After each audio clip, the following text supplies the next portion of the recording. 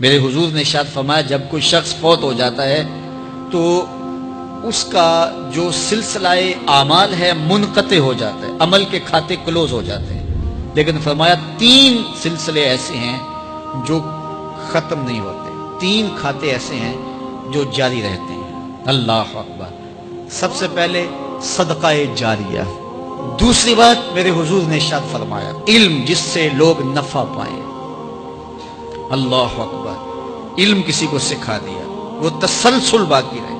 ہمارے استاد قبروں میں چلے گئے، لیکن آج ہزاروں طلباء کو اور لاکھوں عوام کو ان کے دیے ہوئے جو سبق تھے جو انہوں نے ہمیں پڑھایا آج ہم لوگوں کو بتا رہے ہیں، تو ان کی روح کو اس کی برکت پہنچ رہی ہے، پھر یہ ان کے استاد، پھر ان کے استاد۔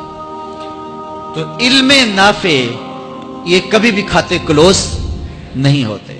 اور تیسری بات میرے حضور نے فرمایا نیک اولاد جو ماں باپ کے لیے مغفرت کی دعائیں کرتی ہے، یہ صدقہ جاریہ ہے، یہ کبھی بھی ختم ہونے والا سلسلہ نہیں ہے۔ میں کہتا ہوں کہ اولاد اگر نیک ہے، اہتمام سے دعا نہیں بھی کرے گی تو دن میں کتنی مرتبہ کہے گی ربنا اغفر لی والدی، اے اللہ مجھے بھی بخش دے، میرے ماں باپ کی بھی مغفرت کر دے۔ ایک شخص کے 5 بیٹے ہیں، 4 بیٹیاں ہیں، 3 بیٹے ہیں، 4 بیٹیاں ہیں، تو اب سارے نمازی ہیں، تو روزانہ 5 نمازوں میں کتنی مرتبہ ربنا اغفر لی والدی۔ تو اولاد والدین کے لیے اسپیشل دعا کرتی ہے جو ہے وہ نماز کے اندر، اور اگر اولاد صالح نہیں ہے تو نماز کے اندر دعا کرنا تو دور کی بات ہے، چونکہ وہ نماز نہیں پڑھتی، صالح نہیں ہے تو دعا کیا کرنی ہے۔ ایسی اولادوں کو بھی میں جانتا ہوں جنہوں نے اپنی سکی ماں کا جنازہ نہیں پڑھا، سکے باپ کا جنازہ نہیں پڑھا۔ ویسے ایک ایسے بد نصیب کو میں جانتا ہوں جس نے واقعتاً نہیں پڑھا، آیا ہی نہیں، قبرستان میں بھی نہیں آیا، لیکن بہت سارے ایسے لوگوں کو میں جانتا ہوں جو قبرستان میں آئے ہیں لیکن اپنے باپ کا، اپنی ماں کا جنازہ نہیں پڑھا، جنازگاہ میں کھڑے رہے، جنازہ نہیں پڑھا۔ آپ سوچتے ہوں گے کوئی ایسا بد نصیب بھی ہو سکتا ہے؟ میں کہتا ہوں ایسے بد نصیب لوگوں کو آپ بھی جانتے ہیں۔ یہ کون بد نصیب ہیں؟ جنہیں جنازہ آتا نہیں، ساری زندگی لوگوں کے جنازوں میں رسمن کھڑے ہو کے آ جاتے ہیں، جنازہ آتا ہو تو کچھ پڑھے، جاتے ہر جنازے میں ہیں لیکن نماز جنازہ ہی نہیں آتی، تو کھڑے ہو کے لوگوں کو دیکھ کر کے سلام پھیر دیا، لوگوں کو دیکھ کر کے ہاتھ چھوڑ دیے اور جو ہے وہ جنازہ پڑھنے گئے تھے۔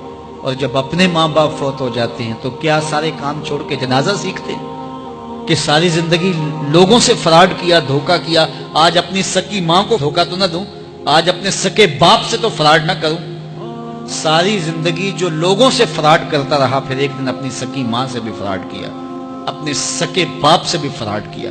اور مجھے بتاؤ شخص سے بڑا کوئی بدبخت ہو سکتا ہے کہ جو اپنی سکی ماں سے فراڈ کرے اور وہ بھی مرنے کے بعد، سکے باپ سے فراڈ کرے، اس کی لاش پڑی ہوئی ہو اور وہ اس سے فراڈ اور دھوکہ کر رہا ہو؟